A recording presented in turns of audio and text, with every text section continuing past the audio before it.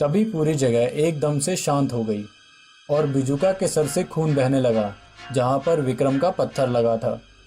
सब बच्चे डर से कांपने लगे और वह बिजुका पलक झपकते ही गायब हो गया। अब नीरज, सुरेश, विक्रम और अजय के पैर जमीन पर जम गए और बिजुका को इधर उधर खोजने लगे। अचानक विक्रम के पीछे एक बहुत बड़ी और भयानक परछाई उभरी। तीनों विक्रम से दूर हटने लगे। विक्रम ने जब कांपते हुए पीछे देखा, बिजुका द स्केयरक्रो। क्या तुमने कभी सोचा है कि खेतों में खड़ा बिजुका सिर्फ एक पुआल का पुतला होता है? अगर हाँ, तो यह कहानी तुम्हें दोबारा सोचने पर मजबूर कर देगी। गांव दलोनीपुर अपनी लहराती फसलों और अजीब परंपराओं के लिए मशहूर था। नीरज, सुरेश, विक्रम, अजय गांव में 4 दोस्त थे। वह गांव की परंपराओं और पुरानी कहानियों को समझते थे, लेकिन वह चारों बहुत शरारती भी थे। एक दिन उन्होंने देखा कि एक औरत हाथ में पूजा की थाली लेकर काला खेत की ओर जा रही थी। चारों दोस्तों ने फैसला किया कि वह उस औरत का पीछा करेंगे। जब चारों दोस्त काला खेत पहुंचे तो उन्होंने देखा कि वो औरत उस पुआल के पुतले यानी बिजुका की पूजा कर रही थी। पूजा खत्म होने के बाद नीरज ने उस औरत से पूछा, अरे आंटी, ये क्या कर रही हो आप? भला कोई बिजुका की भी पूजा करता है क्या? यह सवाल सुनते ही वह औरत घबरा गई और चारों दोस्तों को काला खेत से चुपचाप बाहर ले आई और कहा, ये बिजुका हमारी फसलों की पक्षियों से रक्षा करता है, इसलिए मैं इसकी पूजा कर रही थी। लेकिन यह बोलते हुए उस औरत के चेहरे पर एक अजीब सा डर था। औरत ने कहा, दोबारा यहाँ पर खेलने मत आना, ये जगह खेलने के लिए नहीं है। यह कहकर वह औरत वहां से चली गई।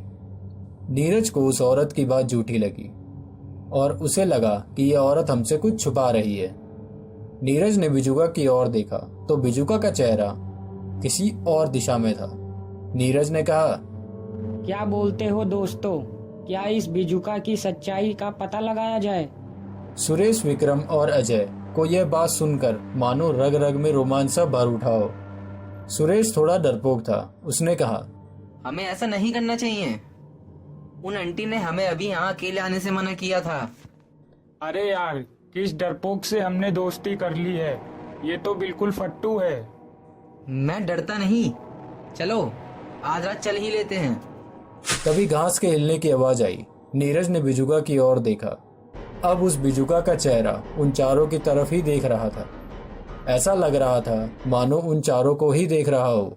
नीरज पसीना पसीना हो गया और उसने कहा, इस बिजुका का चेहरा दूसरी ओर था, लेकिन अब इस ओर कैसे हो गया? कहीं ये बिजुका सच में जिंदा तो नहीं? सब डर गए। तभी विक्रम जोर से हंसा और बोला, अरे देखो यार, हवा कितनी तेज चल रही है। हो सकता है कि हवा से गुम गया हो। तो ये तय है कि हम सब रात को यहीं मिलेंगे। सुरेश डरते हुए बोला, रात में क्यों? क्योंकि लोगों का कहना है कि ये बिजुका सिर्फ रात में ही चलता हुआ दिखता है। नीरज ने कहा, अगर सच में बिजुका चलता है तो क्यों ना जाकर देखा जाए? विक्रम ने हंसते हुए जवाब दिया, अरे ये सब बकवास है, देखना मैं बिजुका को छू कर दिखा दूंगा। रात के 12 बजे चारों दोस्त काला खेत की ओर चल दिए। जैसे ही वह खेत के पास पहुंचे, हवा अचानक रुक गई। हरियाली के बीचों बीच एक भयानक बिजुका खड़ा था। उसकी आंखों की जगह गहरे काले गड्ढे थे। उसके हाथ लकड़ी के नहीं बल्कि हड्डियों जैसे लग रहे थे। लेकिन सबसे डरावनी बात, वह धीरे धीरे हिल रहा था और ऐसा लग रहा था कि वह बिजुका उन चारों की ओर ही देख रहा हो। यह देखकर चारों डर गए। आखिर चारों थे तो बच्चे ही ना। बकवास है, देखो मैं इसको छू कर दिखाता हूँ। विक्रम ने हिम्मत जुटाई और बिजुका की ओर बढ़ा। बिजुका के सामने जाकर विक्रम सीना तान के खड़ा हो गया और बोला, हे बिजुका, मैं नहीं डरता तुझसे। अब देख मैं क्या करता हूँ। विक्रम ने एक पत्थर उठाया और बिजुका की ओर फेंक दिया। वह पत्थर बिजुका के मटके जैसे सर पर जा लगा। यह देख विक्रम, अजय और नीरज हंसने लगे, लेकिन सुरेश डरा हुआ था।